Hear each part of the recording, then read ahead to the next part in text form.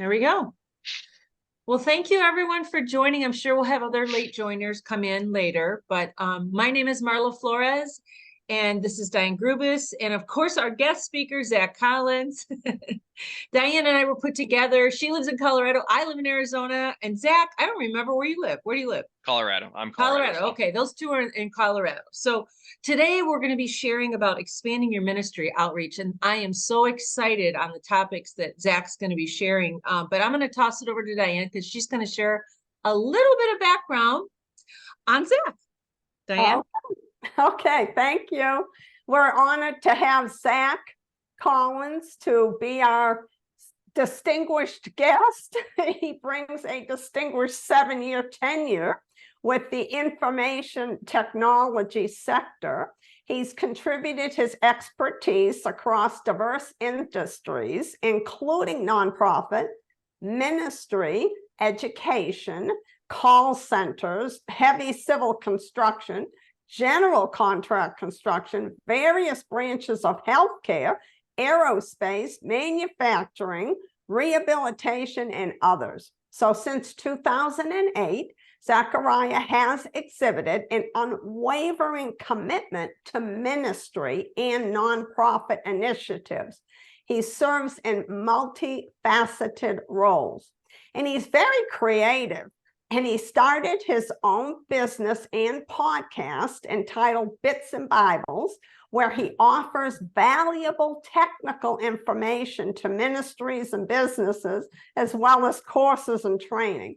So Zach holds an associate in biblical studies from Charis Bible College. And he also has various technical information and that he's had business and training in different areas. So he has many certifications in the technical area. He lives in Colorado, as he said, with his 3 children. And so we're honored to have him. And this is being recorded so people can share it. And Marla will upload it and we turn it over to Zach. So tell us how we can expand our ministries. Thank you. All right, thank you, Diane, Marla. I really enjoyed our last one, and I'm looking forward to this today. It's a lot of fun. Honestly, that's one thing I like to start with is we all get into something we enjoy because it's fun in some way. It's something, and I say fun, maybe that's not the right term, but we have a passion for it. There's a drive, there's an interest, and so kind of the same for tech is. I enjoy getting my hands on stuff technically and just digging into it and seeing what we can do with it. But one of the amazing things about technology is it's really good about expanding things. It takes things and very quickly puts them to scales that we've never seen before in previous times of history. It's an incredible jump. And we discussed this in the last podcast or in the last webinar we did, where it was we talked about how technology has really expanded the capabilities of reaching people with information. As I mentioned in the last one, information technology is really just all we do in IT is we handle information, whether it's securing it, helping you turn it into something, helping you share it. That's all we do. We are people who handle information. But part of that handling information is helping you use that information to expand. And so that's what we're going to be talking about today. As Diane mentioned, I've grown up in the Christian circles. I've been involved with a lot of nonprofits and ministries throughout the years in a lot of different capacities, not just IT. I've got a background from Charis. I've got a lovely wife and 3 kids. So, but yeah, it's that's I think she covered it really well. A little summary of me. If you guys are interested in kind of keeping up with what I do and where to find me, I'm going to go ahead and get my slide deck pulled up here real quick. Decided to try to give us a little bit more of a visual thing this time, just as we share. But if you guys are interested in connecting, easiest way to find me is online. You can find me in a lot of different places. I've tried to make myself pretty easy to find online, but there's a lot of ways you can get a hold of me. You can connect. I'm always up for chatting. So if you ever want to message me on these platforms, I will try to get back with you. But, I really try to get out there. And I think that's something that's important to Christianity. And I'll probably start with this before we jump into our main topics is, I see this unfortunate trend in Christianity where people's response to things is to avoid. in a lot of times in Christianity, where we don't like something. Maybe it's we don't like how the school system is being handled, so we take our kids out of the school system, or we don't like how something's being handled in politics, and so we try to sometimes avoid it. Or maybe we don't like how a state's handling things, so you start seeing a lot of Christians leave that state. But the problem is that retraction doesn't fix the problem. Expansion does, actually. And so that's what I want to talk about a little bit today, is like, how do you reach farther instead of pulling back? How do you get more out there instead of less? And so that's really going to be part of our topics today, but really take it from not just I'm not looking at this so much as from a sense of like more of a preaching thing, but more of a technical thing. How do we do it? And so to hop right into it today, our topics we're going to be covering are getting started now, finding your platforms, online uniformity, consistency in posting, and looking for trending. So these, as myself and Marla and Diane were discussing what to do on this this webinar, these were the topics that really we thought would make a really good kind of core 5 topics that really get into like expanding what you do, expanding your outreach. So to get us started, we're going to get started with getting started now. The neat part about technology is that it's available to most of us. Thanks to the availability of technology, any of us can get started without really needing additional technology, going out and buying additional technology. Most of us have a cell phone or a laptop, a tablet of some kind. Almost anyone you will meet today has at least one of these forms of technology.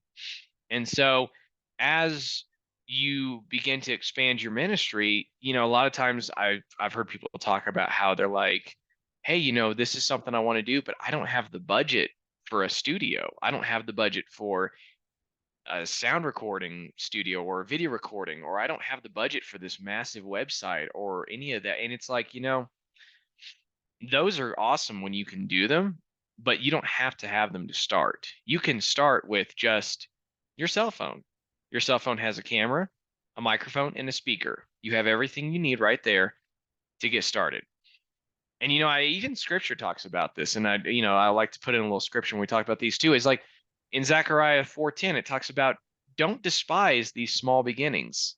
And I didn't have the time. I'm sure we could talk about this even further, but I didn't have the time today to like unpack all of this. But just a couple of things as I was thinking about this webinar that came to mind was this: don't despise small beginnings. You're going to start somewhere. Every large ministry or business organization you see today started somewhere. It did not start where they're at right now. And one of the things I thought about was what happened with Elisha and the widow. And when Elisha asked her, what shall I do for you? Tell me, what do you have in your house? So when it comes to technology, I think it's the same way. God's put a ministry or a business or some kind of a thing on your heart. So the question is, what do you have in your hand right now? What do you have in your house? I guess ironically enough, because you hold your cell phone, you can almost ask literally, what do you have in your hand? There's this thing of like, you've got a tool available to you. So even if you don't have the massive studios or the advanced camera equipment or any of that, you've got something. And the best thing you can do is start. The one thing that will always make sure you never get off the ground is never doing anything. You have to start somewhere. When I did the first recordings of the Bits and Bibles podcast, I literally sat with the phone next to my head like this and talked into it. And that's how I recorded the podcast. I probably looked a little bit crazy because there were times I recorded it sitting in my car in my lunch break at work. And I'm sure some people were just sitting there like, this guy's talking forever. Watching me on lunch. But you have to start somewhere, and it's important to not immediately just count yourself out just because, well, I don't have all the equipment. So what? You have something to start with. Do it. And as God blesses it and it grows, you'll have more. So I wanted to look at some examples of that.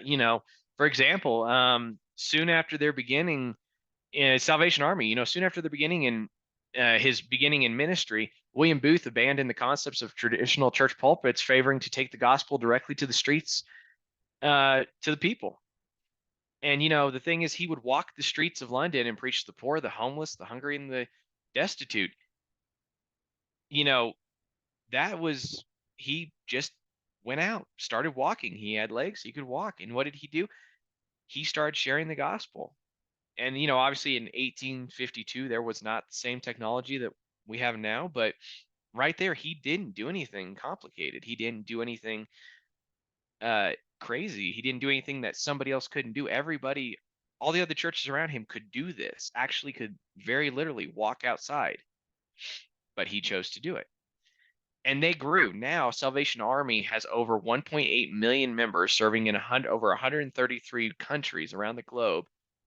And in 2022 had a gross estimated donation of 40, or it took in a gross estimated $447 million in donations. That is quite a bit larger than one guy walking the streets of London. That is significantly larger. Walmart, and the reason I had to do this one was because I actually used to work for them. Back in 1962, Sam Walton opened his first Walmart in Rogers, Arkansas. And what's interesting is that Walmart started out very small. If you ever go Google like Walmart storefront, it wasn't anything like what you see today. But now Walmart's everywhere. It's an international brand with thousands. I believe it's got 100 from what I could find on the information, by the late 80s when he died, because I tried to grab it around the time he died. By the time he got there, he had 276 stores, and it employed almost 21,000 associates. Like if you think about that, that is incredible. Again, one guy in Arkansas starts a store, and before he passes, has hundreds of stores with tens of thousands of employees. And then the last one I did was Victory Life Church, and this is actually the church we attend right now.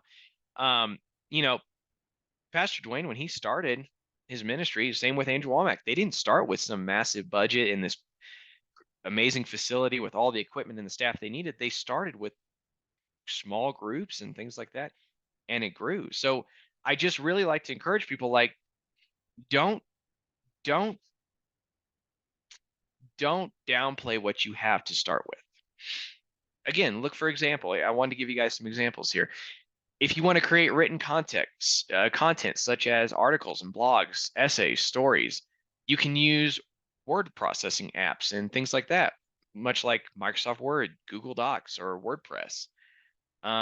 If you want to create visual content, maybe you're someone that likes to take photos, create images, make videos, you can do things like Adobe Photoshop, Canva, iMovie, YouTube Studio. There's a lot of things there, and everybody's got a camera these days. Whether it's your tablet, your phone, even your computer has a camera. If you want to create audio-based content such as podcasts, music, or voiceovers, you can use sound recording apps such as Audacity, GarageBand, or Spotify, or SoundCloud. These are all tools that are available to you. Most of these tools, by the way, have some kind of a free tier. It doesn't even cost you to get started with it. Now, as you want expanded features, you may have to pay for it, but you can get started for free. And if you want to create interactive wow, I'm going to get that word right these times, content, such as games or apps or websites, you can get into programming, and most programming things are free. You see, most of this stuff, you already have at least one of the tools you need for it, and it doesn't cost you anything other than your time. And anytime I say it doesn't cost you anything, I'm always going to say there's a little bit of a context there that, yes, it costs you time, and you'll hear people say time is money, and there's some truth to that. But you're not having to go out and buy something else. This is all stuff we all have available to us. I would be really surprised if there's anybody listening to this webinar that doesn't have one of those three devices on that slide there. And there's a good chance they might have one of each of those, actually. So, here, and especially at least for those of us here in the States, it's pretty rare to meet someone who doesn't have at least one of those. I'm not saying it doesn't exist, it's just rare. So we already have the tools in hand. So don't let a lack of the professional tool per se keep you from doing that. And so that was really what I wanted to start with there, because that is one of the biggest pitfalls I see a lot of people fall into is they go, I don't have the equipment. I don't have the tools. And they aren't willing to, and if it's not willingness on some people's parts and on other people's parts, maybe it's just don't know. But there's just this like, well, what do you have? What can you use? How can you start? Because there's always going to be an excuse to not to do something, to not do something. But instead, if looking at what you can't do, look at what you can do. Look at where you can start. Which takes us into our next topic, finding your platform. The interesting part about platforms is there's a lot of them. There are literally thousands of websites that you can use to connect with people. Now, realistically, there's probably a handful of like a dozen or so that are big, that are well known, that everybody uses. But I mean, if you just go Google social media sites, there are pages of just different sites that probably most of them you've never heard of that people use to connect with each other. You know, some of the big ones is some of the biggest things though is not just how many sites there are, but it's finding the right site for you. That's one of the big things is you need to find the right site for you. You know, and there's, you know, I went and grabbed some of the most common ones like LinkedIn and Facebook, Twitter, Instagram, TikTok, and YouTube, but I wanted to take a second to kind of give you an idea of what you're looking at with each one. So for example, LinkedIn is very much about professionals. You're looking for business, nonprofit ministry, whatever, but you're looking for the professionals. You're looking for people working in it. A lot of times you're looking for people who want to discuss business or discuss some kind of uh, more professional topic, not so much what kind of food you had today for lunch, but really more like how to do business, how to do ministry, how to do nonprofits. But they have over, at least from the information I've found, they had 756 million global professionals. That's a lot of people. LinkedIn, as a kind of highlight here, is the ideal place for reaching potential partners and working professionals who might be interested in donating, volunteering, or becoming a part of your organization. Facebook, on the other hand, has one of the larger user bases and is a good place to get people talking and share content. You know, Facebook is almost kind of like your hall, kind of like the hallway in high school. You know, in between class, everybody's talking, everybody's showing stuff. It's really where it's a lot messier at points, but it's where you kind of learn a little bit about everything. You know, a little bit of everything about everyone. Sometimes more than you want to know, but you know, that's the thing is you get to learn about people, and this is where you really can connect with people on more of a personal level. Like if you're wanting to really connect with your audience on a personal level, you go to Facebook. Twitter, on the other hand, is great for quick updates, discussions, and interactions with the media. Now, I know Twitter's had a lot going on recently that's put it in a lot of controversy, but for a long time, Twitter's been a very popular place for media outlets to hang out. And again, a lot of times you'll find a lot of business professionals, a lot of well-known names on there. But it's a good place. It's built around the idea of like short, quick conversations. So, you know, they have character limitations. So it's about getting your whatever you're trying to say in kind of a short form. Whereas Facebook, I mean, I have seen some massive Facebook posts that are nearly a book. But Twitter's a little more about getting like just little quick snippets of information and discussing them. Instagram is there for all of us that like photos. You know, if you're someone that likes photos, videos, sharing your favorite meme, I don't know. It's that place where you go for the visual. So if you have a visual piece of content that you're wanting to share with your audience, Instagram is a great platform for that. TikTok's been an interesting one. So again, under a lot of controversy over the last few years, but also it has gained an amazing amount of traction with the young adults and teenage audience and younger. I have nephews and nieces that are not even, I think might be in elementary school that frequent TikTok. So if you have content that is targeted at the younger audience, I mean, even the really younger audience, a lot of times TikTok's a great platform for you. There's a lot of outreach you can do to that younger generation from that platform. And even though, again, I know TikTok's been around a lot of controversy, and again, you know, any of these platforms take to prayer. That's the thing about as Christians, we can take any of this to prayer and pray about it. But if you're wanting to know where the young people are hanging out, it's right here. It's TikTok. That's a lot of times where you find a lot of your teens, your kids, your young adults. They're on TikTok. And the last one is YouTube. YouTube is at this point the staple where everybody goes to figure out how to do things. It's if you have a question on how to fix something, if you want to know how to do something, it's on YouTube probably. But the other thing that's cool about YouTube is it gave people a free TV platform essentially. You can live stream, you can do series as in playlists, you can do long videos. I have seen YouTube videos that are 10 hours long. Like you can do a lot of incredible things with it, but it gives you the ability to give your audience without having to go into like setting up a broadcast studio, dealing with television stations and all that. You can still give people kind of a television experience through YouTube and use YouTube as your kind of TV platform. But the biggest thing about all of these is that the best social media platforms are going to depend on your goals. What do you do? Who is your audience and who are you trying to reach and how are you trying to reach them? If your ministry is targeted at the older crowd, the retired, the senior crowd, social media might actually not be your best. I remember hearing one person that I was talking to, they have a ministry that targets the elderly, and they said our best platform is still mail, is still the U.S. Postal Service, because that's what our audience looks at.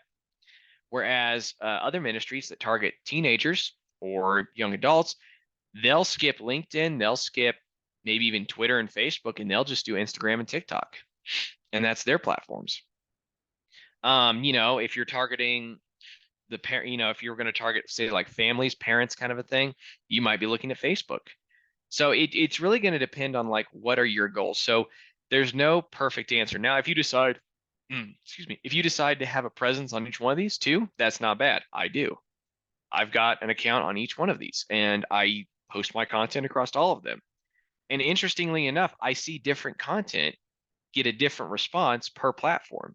So I've had videos that have done great on Facebook that have done terrible on TikTok, and vice versa.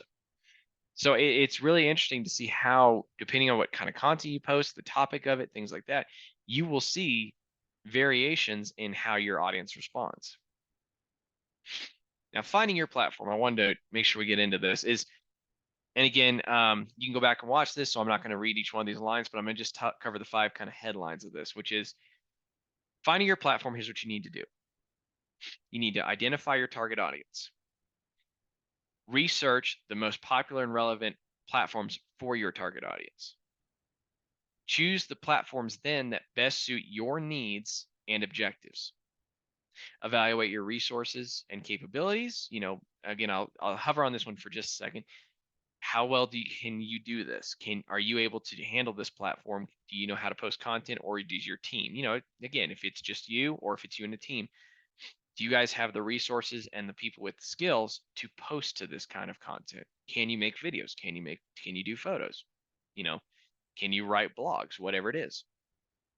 And then create and implement a social media plan. Take all the other 4, write them down somewhere, build a plan, and then implement it. And once you start doing that, you'll start seeing where you'll be able to start building that audience. And we'll cover that a little more here in a minute, but this will give you the kind of the building blocks to start doing the rest of what we're going to cover in this. Now, online uniformity. I've actually done podcast episodes on this. I've talked about a lot and other things I've done. It's really important that you maintain uniformity online. So the reason I say this is that you want to leave a consistent and reliable impression on your audience. And the thing is, we all have an audience. It doesn't matter if you're a business, a nonprofit, a ministry, you have an audience of some kind. You have people that are following you. You have people that are wanting to know what you have to say. You have people that you have influence over. So the important thing is to make sure that you're giving them a uniformed, kind of a consistent example of what you are. You see, each of your social media and your website and everything else is a reflection of your organization. So for example, we'll just have some fun and pick on Walmart again. If you go to walmart.com You're going to see a specific brand. You're going to see specific colors, a certain type of font, everything.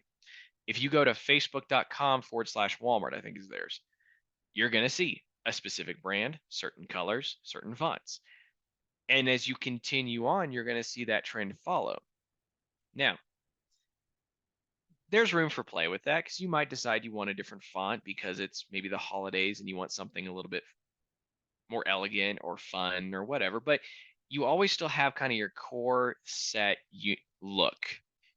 And it's important to make sure that you maintain that. So as much as possible, for example, if I start a church and I call it My Awesome Church, I want to try to get my hands on myawesomechurch.com. I want to try to get my hands on facebook.com/myawesomechurch, twitter.com/myawesomechurch. Really start trying to like nail those down. So that way when someone goes, hey, I've heard about this place called My Awesome Church, and they go and they Google it, all of a sudden they just see me. And here I am. Here's all the sites I'm on. When they go to my site, they see the church's, logo or banner or whatever. They see a very uniformed experience across the board. And that also makes sure that they know that they're at the right site. Because if your branding is all over the place and your stuff is all unorganized, someone else could stand up a site that looks similar to yours and pull traffic to their site for any amounts of reasons because your branding isn't uniform, because people can't be sure that this is actually your site. And you'll see a company spend a lot of time and money on branding and maintaining a good brand and making sure that their brand is consistent across the board. For example, you usually can tell when something's made by Disney because they've got it printed on everything anywhere they can. And Disney's good about maintaining a brand image. Mickey Mouse for years. You can literally draw 3 circles, one in the middle and 2 off to the side slightly, and everybody will know what brand name that is. Good example. They have. I remember when I was taking mission school with Delron Shirley at Karis Bible College. He talked about how he goes, we talk about how the Bible hasn't reached certain remote parts of the jungle. He goes, I've been to parts of the jungle. I think it was him or someone he knew, where we're talking remote, like it's back there so far they haven't heard of anything. And you get back there and they're drinking Coca-Cola. They don't know about they may not know about much else of what's going on in outside of their world, but they know that brand made it all the way back there to this remote village. I mean, who knows how it got back there, but it made it all the way back there. But you know what? That branding. If it's white curvy letters with red text or red background, there's a good chance it's Coke. So it's important to maintain that brand identity, and it will allow you to establish your identity, to communicate your values, kind of like I talked about here on the slide, and it will help you set you apart from your other, from other competitors. And and I know in kind of the non-profit ministry space, competitors is kind of frowned on, but other ministries, I'll just say it that way, or other nonprofits, people that are maybe also doing it in your area, or even just also are in that, they could be in a different region or country or whatever, but also doing that. But it sets your brand aside and says, no, this is what I do. It makes sure that when you share something, people go, okay, no, this is from so and so. Well, how do you know? Well, because this is their brand. This is their ideals. This is what they sound like. This is what they look like. People will get to know your brand, and they will get to know how you sound.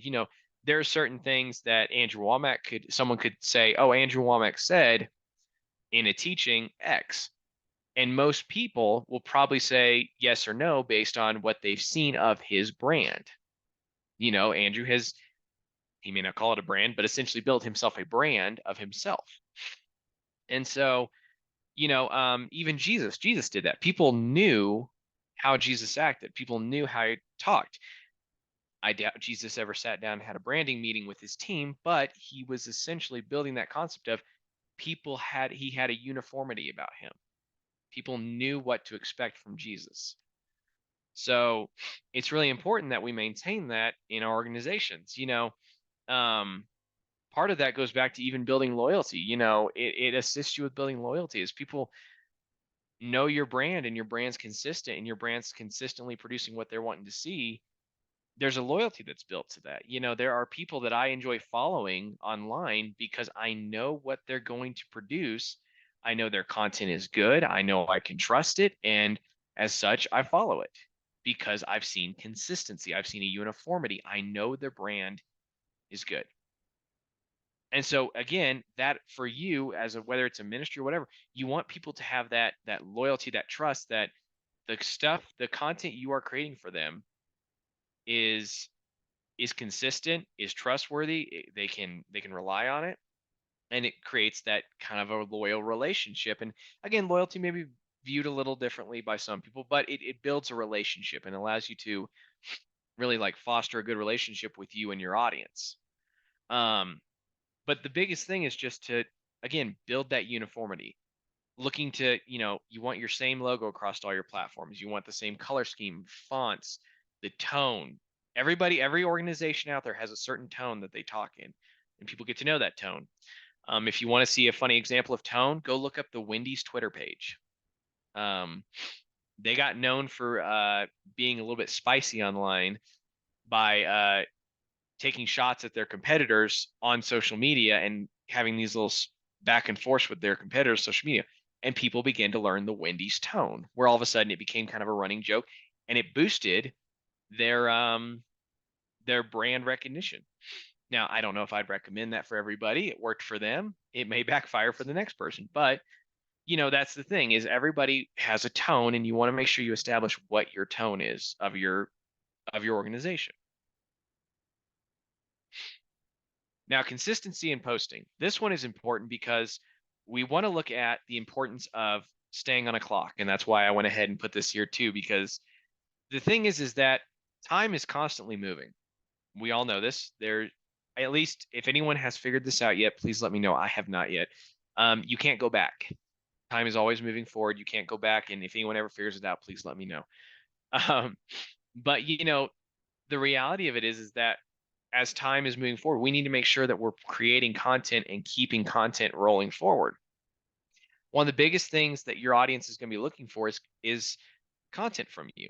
Whether you're a church, whether you're a nonprofit, whether you're a business, they want to see content. They want to know what you're doing, what you're thinking about, how are you helping people. If you're more of a humanitarian nonprofit ministry kind of thing. If you're a business, they want to see if you're expanding or if you're decreasing. They want to know about that. So you need to make sure that you're trying to keep consistent posting. Now, churches, in a way, I kind of say get a little bit of a break on this because most churches meet once a week. So it's really easy to make sure you post content at least once a week because, well, just go live with your Sunday service and you will make sure you will always have, a once a week posting. Now, for nonprofits, it can be maybe a little bit more work because, again, you normally aren't hosting a meeting once a week that you would publicly share.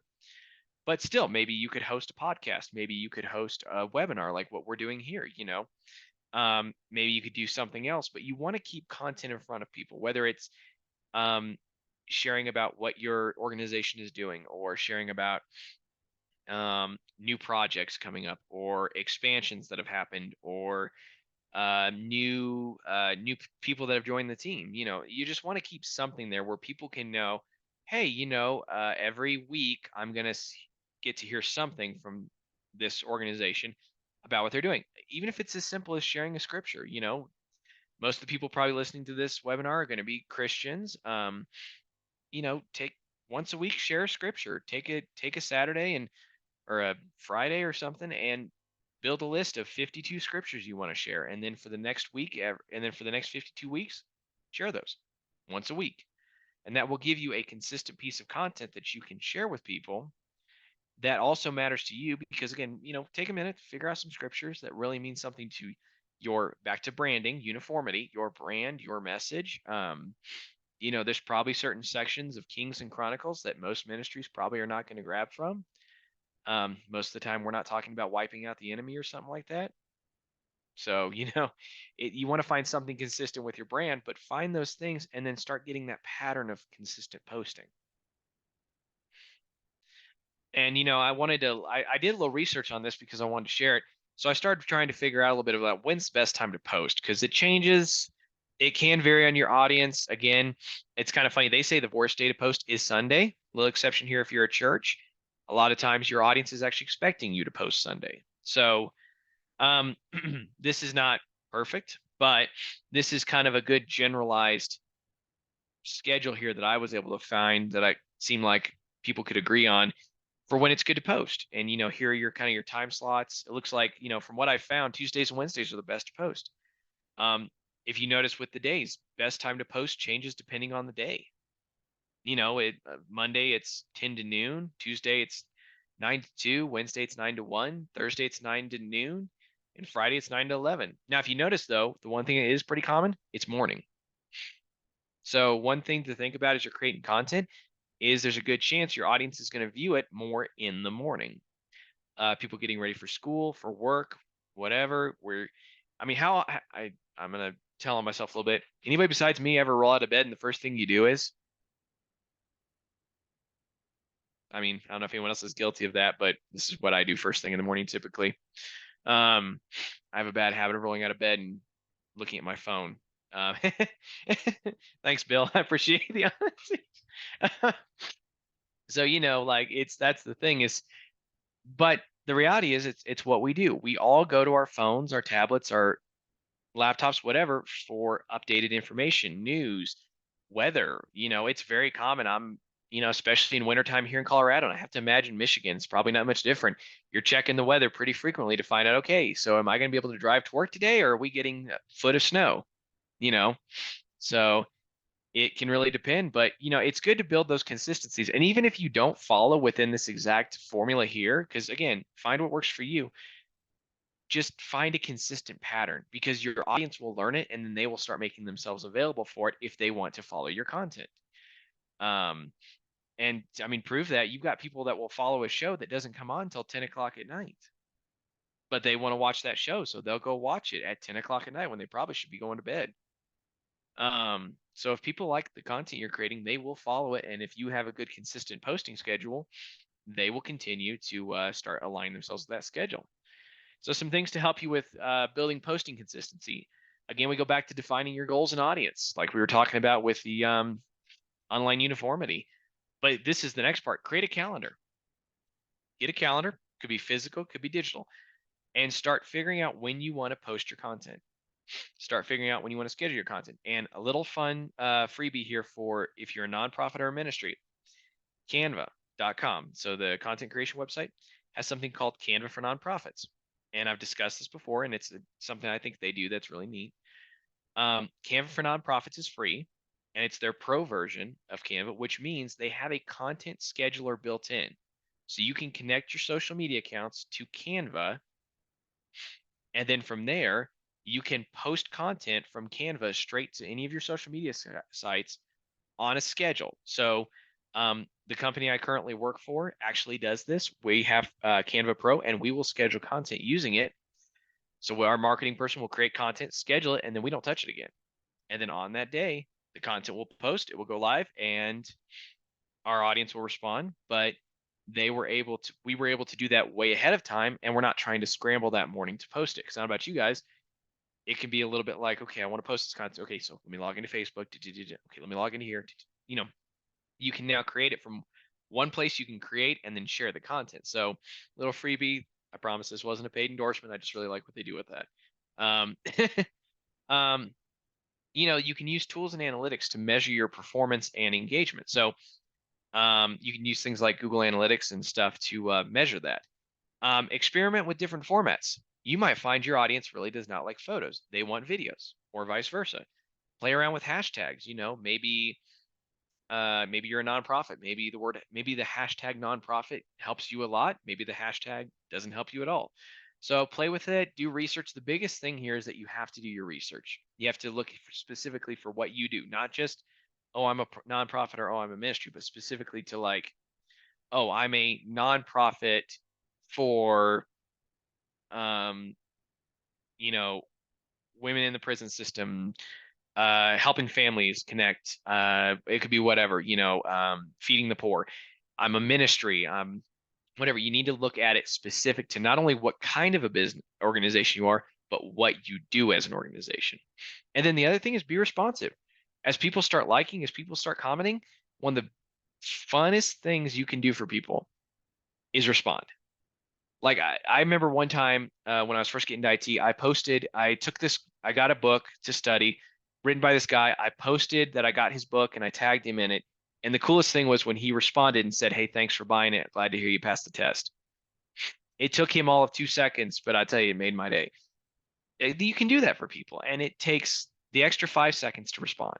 So if you start posting content, make sure you take the time to interact with people, because that's the piece that's going to really give people that personal engagement. That is, people, we're not built to be islands, we're built to connect. So it's important to do that. The last topic I want to cover, looking for trending. So trending is the idea that a piece of content, a hashtag, a topic starts gaining a large audience because a lot of people are talking about it. That's the gist of trending. The idea of looking for trends is a crucial skill when creating content, because it's going to help you take advantage of an increased traffic in a certain topic.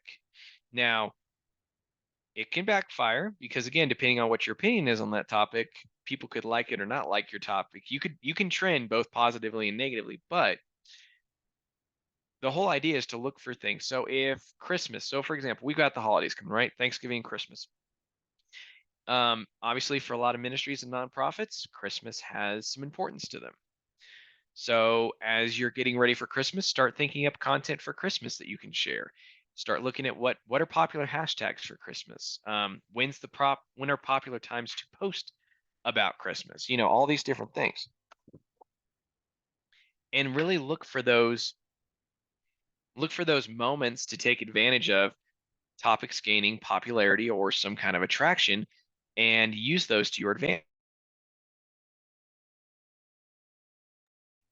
Sorry, throat was getting a little dry there. The biggest thing is you want to analyze data, feedback. You want to see how your audience is responding, but you want to make sure that your trend is lining up with your strategy, because I have seen companies try to go, "Oh, this topic is trending," but the topic has nothing to do with their organization. They try to follow that trend, and it just feels very, very just kind of like, really? It just looks poor. It looks very poorly on their organization, because it's like, why are you guys posting about this? It has nothing to do with you, kind of a thing. So you want to make sure it aligns with your strategy and your brand, and make sure you're looking at that. An important thing is how to find trending content. So you can use social media platforms to find trending. Most of them have trending sections. You can use tools like Google Trends is actually a really neat one. So when you get off, actually, a little bit of fun homework for everyone. When you get a minute, as soon as we're done with the webinar, go online, go to Google Trends, and look up what you do. Whether it's your ministry, your nonprofit, whatever. Look up that trend and see what kind of trend data they have on you guys. Now, maybe not your organization specifically, but just even your category. Use analytic tools like Google Analytics and Facebook Insights, which will actually collect the data that's being generated by people liking and sharing your content, things like that, and package it in a way that you can view it. You can use content creation tools or curation tools like Feedly, Flipboard, and Pocket to find out what's trending in people's minds. You can use, and then the last part is you can use content creation tools like Canva, Lumen 5, or InVideo to create engaging content that stands out to people. Because the other thing is, if you're going to create trending content, you need to make sure it looks good. And again, make sure it aligns with your brand. That's the big piece. You need it to line up with your brand, or it's going to look off. A couple of things I wanted to share on that was I wanted to give a little bit on how to find it. So for example, with YouTube, there's a trending tab in YouTube that you can go to and see what's trending, and then you can even drill down from there. Same with Facebook, there's a trending section. Under Twitter, there's an explore tab. TikTok's got a discover section. And Instagram, if you click the magnifying glass, typically they've got an area that's called explore, I think still. And that will be kind of what's trending. The other way you can do it is on most of these platforms is if you look up a hashtag. So let's say we were talking Christmas, right? Coming up here in a few months, you could look up hashtag Christmas, and from there, look at the content that is trending in that direction. And you could even look up past trending. So like you could Google search what was trending content on Christmas for 2022, and people actually take time to aggregate that data and explain to people what was popular last year. So that's the big thing, is like the advantage, the plus side to taking advantage of trending is that you're getting to ride that popularity of a topic. And again, depending on your opinion on that topic, it can go both ways, but it's an opportunity that your organization can get in on the conversation on kind of a hot topic or a popular topic, and put your brand's message out there in a way that hopefully your audience will react well to, kind of a thing. So that's the kind of the last piece of that I wanted to cover. I know we're getting a little close on time. Hopefully this helped you guys on that part. Hopefully this information was good. I really took some time trying to make sure I could kind of find, because this is not by any means an exhaustive explanation. There are hours, and I'm talking hundreds of hours of content you can listen to on each of these topics. So definitely take time and do your own research. I am not by any means the exhaustive and or even the most qualified person on this topic, but I want to get you guys kind of looking in the right direction. In fact, that's a lot of what I like doing, is I like to get people pointed in the right direction, so that way they can from there start doing their own research, start finding what they like, and go from there. Awesome. Awesome. Awesome. Zach, this was fabulous. Your notes and everything. I applaud you. I know everybody on here is probably just so excited. Yeah, it's just so good. I did unmute you, Diane. Thank you for doing this for us. This is a wealth. I know you just humbly said you don't have all these things or whatever, you don't know anything, but honestly, this is a plethora of information for someone who is like me, who doesn't know anything. So thank you, Zach. We are so grateful that you took the time. This beautiful PowerPoint that you did, an explanation in it. These notes are so awesome. One thing I did want to ask you is, would these pages of the PowerPoint be available that we could print them, or is that not something that can happen? Yeah, I might be. Yeah, I could get these put into something for you guys. We could put them out. Let me figure out the best way to do that. But yeah, I think we could get something. Sure. You have Bill, I think it's Bill and Suzanne. They're both saying thank you, thank you. Bill McIntosh and Suzanne telling you thank you on the messaging. I don't know if you guys can see that. Can you see the chat? I don't know if you guys can see that. But anyway, I just wanted to let you know they were saying thank you too. Awesome. You know what? If there's anybody that has any questions, let me unmute everybody if that's okay. And we just have to make sure there's no background noise. If you do have background noise, I'm going to have to mute you again. But I'm going to unmute everybody. And if there's anybody that has a question for Zach,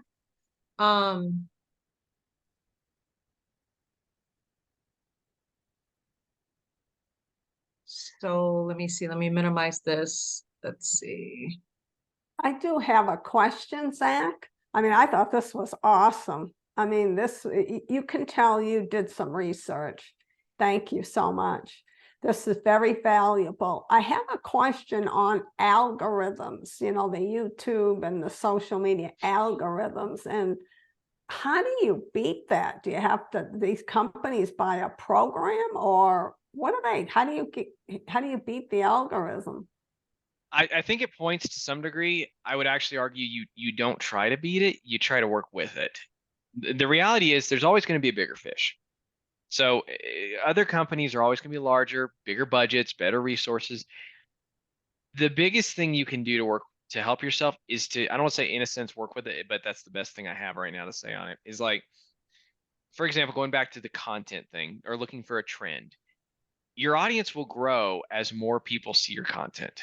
That's how it works for everybody, whether it's a Fortune 500 company or a small organization. They grow through people seeing you more.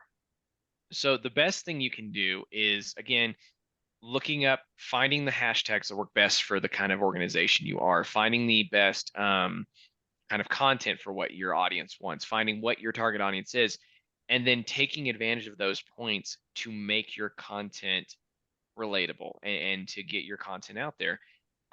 The only real way, in a sense, I guess, if you want to say cheat the algorithm or work with it, is a lot of these platforms that do ads will allow you to buy, and then they'll use algorithms to help push your content. But if you're not wanting to pay for ads and stuff like that, like a lot of what these companies do is they pay for their content to be pushed. And so it's just like back in the days with newspapers where people paid to be on page 1 or page 2 more than they did to be on page 20. It's the same thing. We just do it now with computers. But the reality is that the best thing you can do is just start building an audience with good content, and then from there, as you do that more consistently and stuff, that's actually what some of these algorithms look for, is who's consistently posting, who's posting good quality content, how is their audience responding to it, and that's where they go from there. Okay, thank Hopefully you. that makes sense. Yeah. Yeah, thank you. Anyone else? I do have a question. So, I'm starting to post about new products that I have for my business. And I always thought, well, when I don't get a lot of feedback on it, or likes or anything, or comments, I'm like, oh, this must not be from the Lord. But like I posted a cooking video one day. I was not in the video. It was just my hands, cooking the thing, and I was talking with, and got like 1 like. And so is that because an algorithm thing, because there's not a person in the video that it just doesn't grab, the algorithm doesn't grab it, or is it really people just didn't find it, attention getting to click on it? Or so when I try to post something new, it seems like it doesn't get attention, and then it makes me shy away from doing the thing. I got you. Yeah, honestly, it's fascinating. There's a whole psychology to how social media responds to us biologically. The idea of like how dopamine and stuff works in your head when you get likes and follows and stuff. There's a whole like science to social media. The one thing I can say is I've had those days too. I've had days I've built content and then I got like 1 like for it, and it's like, oh, it kind of takes the wind out of your sails a little bit. So I've been there, and I've definitely dealt with those days, and they're not fun. The thing I would say is post it again. If you've already posted it, share it. Like, just keep content moving. The thing about content is it has to keep moving. The way content dies is when it stops moving. So if you have that video, how long is it? Are we talking like a 1-minute video? Is this a long video? What are you looking at? Probably 3 minutes. Okay. So I'm assuming you posted, did you do like Facebook or Instagram then? Because like YouTube Shorts, you can't, because it's 1-minute limit for them. Yeah. I'm primarily doing Facebook now, because that's where I seem to get the attention. I don't seem to get any attention on Instagram. Well, I do, but not as much as I do on Facebook. And I'm trying all tags. Sorry. So Instagram. like on Facebook, here's what I would suggest. So Facebook, you have your content. Join a couple of Facebook cooking groups. Share your video there. Yeah, make sure it's within the rules of the Facebook group that you can share your own content. Some get a little weird about that, but share your content there. After you've posted it, go back and reshare the video again. If it's been a week, share it again to your Facebook. You can go find old posts and reshare them. Just keep doing that. The whole thing is to keep the content moving forward. But don't let it discourage you. Like, the biggest thing is, again, back to what I said about small beginnings. Everybody at some point only had 3 followers, or had 1 like, or had, it took time for it to get there. The biggest thing, and it sounds like in your case, you're posting content about people doing stuff. People like DIY. People like cooking stuff. It is a topic that you can get a lot of traffic in. So in your case, I would start doing researching on popular hashtags for cooking that you can add to your description of the video. Popular types of cooking, whether it's conventional, keto, whatever, maybe cooking styles. Do people prefer in the oven versus crock pot versus whatever? Start researching what kind of stuff that fits within your brand is popular, and see if there's a piece of content you can create that stays with that. And then again, just keep sharing it. Okay. My other question is, as long as I'm on the mic, how significant, important are reels? So reels are good. So here's the thing. I'll give you an example. I posted a video to two places. I posted it to YouTube regular and YouTube shorts. I had 100 views on YouTube regular and 1,000 views on YouTube shorts. Here's why Reels is interesting. Reels and shorts are really good for quick, short content, something that grabs people's attention. In your case with cooking, 3 cooking mistakes that you want to avoid would be a good video, right? You can tell people about 3 cooking mistakes that you want to avoid within 1 minute. It's got a topic that piques somebody's curiosity because we all want to avoid mistakes. So do something like that and then post it to Reels. And the whole thing about Reels is for people that are scrolling. So Reels and YouTube Shorts is when you're sitting there scrolling through Facebook, probably a lot longer than you should be. I'm saying this out of guilt myself. That's what it's for. So if your kind of video content is not targeted at people that are just sitting there doing quick videos, then Reels may not be a big deal for you. But if you're wanting to give quick facts, quick information, like I said, here's 3 things to avoid. Reels would be really good for you. Reels and YouTube Shorts. So look for multiple places where you can post the same kind of content. For example, if you're going to do Reels, post to Reels, TikTok, and Facebook and YouTube Shorts. Okay. Thank you. Awesome. Awesome. Anybody else? We're coming up on time right now. Zach has to move along. We only had it scheduled for an hour, but we are so we can have a appreciative couple of minutes. your time. Is there anything else? I don't believe anybody else had a comment. I just saw people saying thank you. So I think we're all set. Diane, did you have anything else, darling? You're muted. You're muted. You gotta unmute you. Here. There we go. I was gonna say, it was awesome, Zach. Thank you so much. I mean, it was over the top. Amen. Yeah. It was Yeah. so good. This helped us Yeah. a lot. Thank you so much. Yeah, Well, yeah. I And appreciate that. I want to make one mention. If you're on here, if you share, we're going to post this in the group, in the Ministry Co-op group, and Zach's going to try and get us the notes so we can attach it there. But if there's any questions that you had at the beginning, he gave you all of his ways to contact him. You reach out to him, ask him. And if you think your question might help the group, ask it in the comments section. Absolutely. Zach will answer. And that'll be a great way for us to start conversations and share information. So I just want to encourage everybody to do that. Awesome. Absolutely. And one quick thing too, my little one, I'll call it self-promote moment. So I do this kind of work for people as a side thing. I do currently have a 9-to-5 job. I do an IT, but I do this kind of stuff on the side. So if at some point you're ever interested in, if some of you guys are like, oh, hey, I would really love to like bring you on for a couple of hours to help me out with something, I could really use that. These are just some of the services, but you know, like I do work for, wow,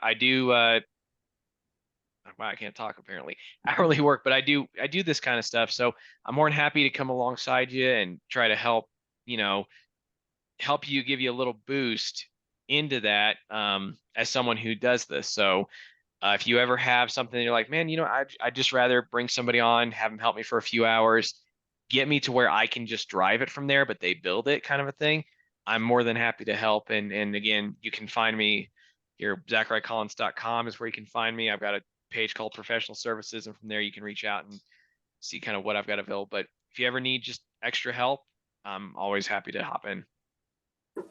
Yes. Thank you, Zach. That is awesome. Yes. Oh, boy. I was someone like that. Yes. All right. So we ready to wrap up? We're all set. Zach, anything else? No, I think that's all. I appreciate you guys having me on here, and yeah, I really appreciate it that you guys gave me a chance to speak. I hope it was good, and hopefully we'll be able to do stuff like this maybe more in the future. Absolutely. Thank you again. We appreciate it. Thank you everyone for joining us, and we will post this as soon as Marla can figure out how to do it. So God bless you guys. Have a great day. Thank you. Thank you. Bye. Bye.